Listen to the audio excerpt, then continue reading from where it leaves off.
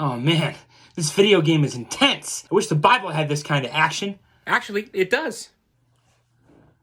You telling me the Bible has intense battles? It sure does. And while the Bible does have physical battles, it also has accounts of spiritual battles. Paul wrote about one in a letter to the Corinthians. We destroy arguments and every lofty opinion raised against the knowledge of God and take every thought captive to obey Christ.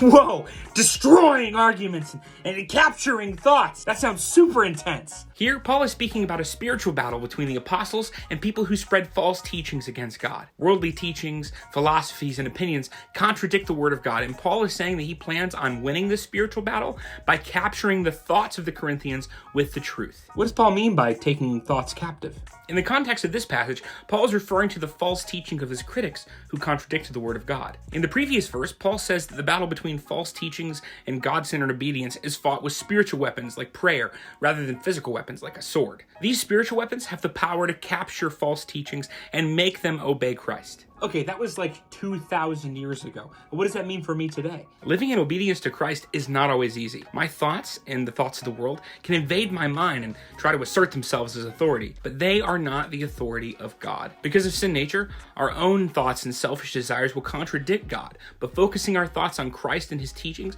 will transform our minds so that we reflect God's will. I can steward my life by stewarding my thoughts, using the spiritual weapon of prayer to focus my mind on Christ to live in obedience to him. As we seek to live in obedience to Christ, a great place to start can be the steward's prayer. Lord, what do you want me to do today with all you have trusted me with to honor you and to advance your kingdom? God bless you as you live for him today.